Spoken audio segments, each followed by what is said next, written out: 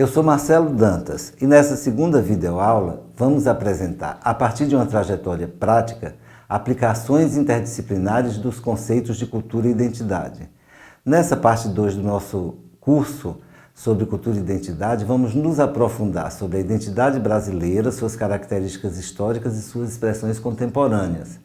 Após essa imersão na pluralidade dos conceitos de cultura e identidade que nós fizemos juntos na primeira parte, vamos agora apresentar uma diversidade de aplicações possíveis através da minha trajetória de pesquisa de quase 30 anos, em que, estimulado pela dinâmica da realidade e pelos novos fenômenos e construção de conceitos contemporâneos, fui experimentando usos e interpretações que desfrutaram dessa amplitude de possibilidades que ambos os conceitos, cultura e identidade, propiciam.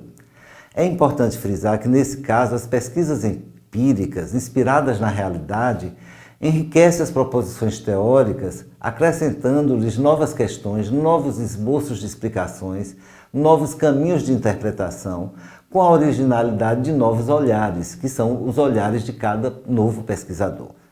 Essa demonstração é importante para cada um de vocês, porque vocês vão precisar aplicar no objeto de estudo ou projeto de monografia conceitos que vocês vão precisar entender, se apropriar a partir de outros autores, mas desenvolver a própria visão e expressar o próprio olhar.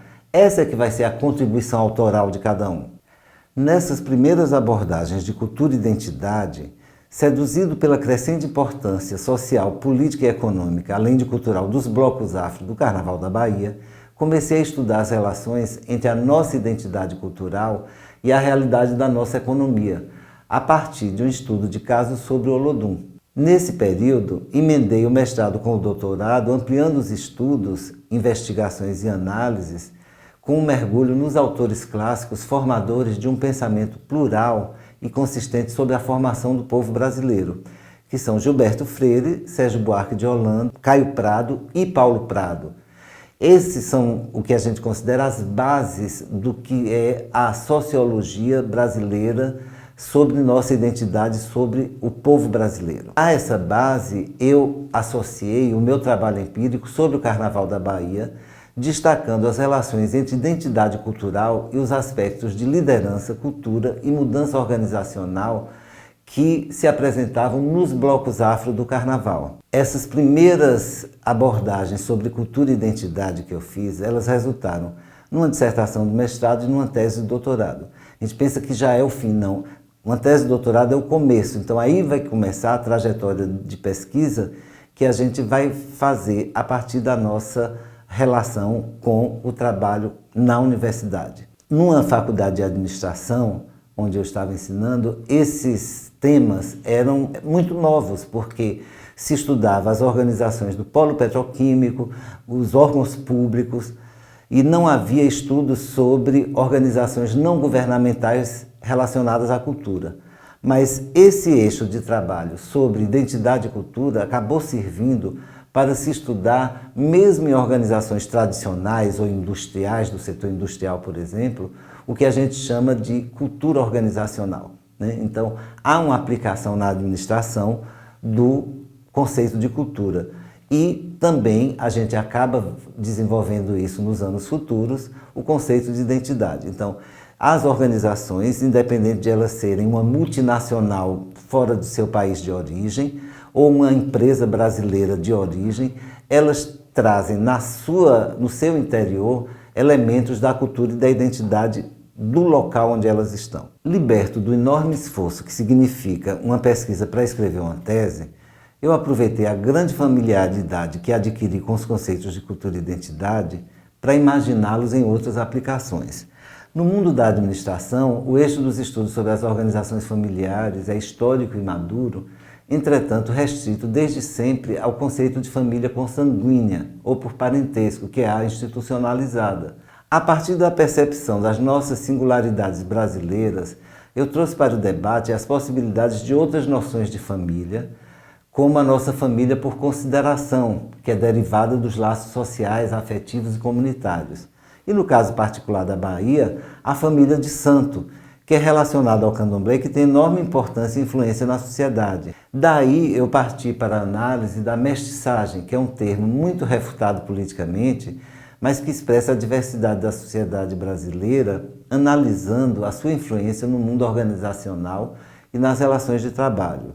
Em uma espécie de trabalho aplicado, adotei uma construção didática para as aulas de administração a partir dos elementos de uso da identidade e da cultura, expressos através da música, assim como eventualmente através do cinema, usando essas linguagens para tratar dos conteúdos das disciplinas. Em outros estudos de caso sobre carreiras criativas, artistas, produtos artísticos e culturais, eu utilizei outras possibilidades do conceito de cultura e identidade e sua influência na arte, além das relações com o mercado.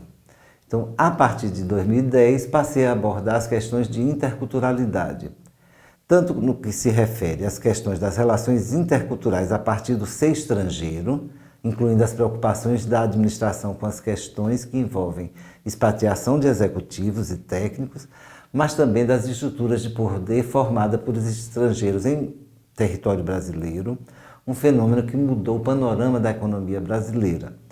Essa relação que na administração é estudada sobre os intercâmbios ou as relações que são praticamente impostas entre estrangeiros e nacionais, né? Mas aí falando no caso do Brasil, entre estrangeiros e brasileiros, isso é muito importante porque há uma singularidade enorme nessas relações e elas sempre expressam conflitos. E esses conflitos, sempre que vamos fazer pesquisas de campo, os conflitos prioritários são os conflitos culturais.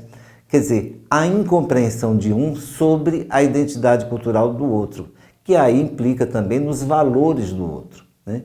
Então, um exemplo, estudando uma empresa de eletricidade, né, de energia elétrica, que foi privatizada na Bahia, havia um discurso do presidente espanhol da empresa de que quando chegou ficou chocado com a forma como os baianos brincavam e diziam piadas e ficavam dispersando, na opinião deles, durante o horário de trabalho.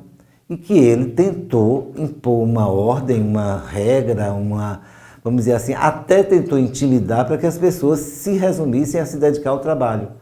Não conseguiu, ficou desesperado, se achando um fracassado, até que no primeiro ano, quando finalizou o primeiro ano, a empresa avaliou que dos 5 estados em que ela estava presente, a produtividade maior foi na Bahia. Ou seja, o que para ele era uma perda de tempo no trabalho, para os baianos era uma condição para se sentir bem no trabalho e produzir melhor.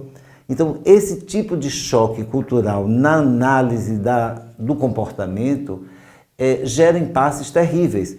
Nesse caso, é um exemplo de que em que o gestor pôde compreender o que estava acontecendo, mas em muitos casos eles simplesmente demitem as pessoas e continuam fracassando até que são chamados por seus países de origem. Tudo isso por uma incapacidade de perceber essa importância do que é cultura e identidade na vida das pessoas e, portanto, das organizações. A partir de 2014 e até o momento atual, passei a desenvolver estudos em que realizei uma espécie de confluência sobre as diversas abordagens desenvolvidas nos últimos quase 30 anos, passando a incluir no campo mais amplo da economia da cultura as preocupações empíricas, teóricas e metodológicas que vivenciei nesse percurso. Desde os primeiros trabalhos sobre as organizações que surgiram da identidade cultural baiana, como é o caso dos blocos afro, até as abordagens sobre produtos culturais, carreiras artísticas, tudo isso já possuía uma relação intrínseca com os novos conceitos sobre gestão da criatividade, territórios criativos e economia criativa. Ampliei as áreas de interesse, incluindo agora as relações entre a música e a cultura brasileira e o mercado da economia da cultura e o audiovisual como um fator estratégico de desenvolvimento da nossa economia da cultura. Esse processo ainda está no seu estágio inicial, mas vai comandar os meus interesses de pesquisa nos próximos anos. Agora, a partir desse panorama de diversidade de abordagens de escrito, Cada um de vocês poderá refletir sobre o próprio tema de pesquisa, sobre os conceitos que pretende utilizar e fazer uma reflexão sobre as múltiplas possibilidades de abordagem que cada conceito pode propiciar. Bom, espero que isso tenha mostrado para vocês o quanto é importante que vocês desde o início definam um tema ou um conceito que é aqueles que interessa mais a vocês descobrir, estudar e aplicar, né? E que isso possa iniciar um caminho de entendimento que vocês desenvolvam no futuro. Mesmo tendo uma atividade profissional que não é acadêmica, isso vai ser útil para a compreensão da sociedade onde vocês vivem, e compreender a sociedade é importante em qualquer profissão. Eu queria que vocês contassem comigo para qualquer dúvida, qualquer esclarecimento ou qualquer aprofundamento que vocês tenham necessidade em relação a essa disciplina. Muito obrigado.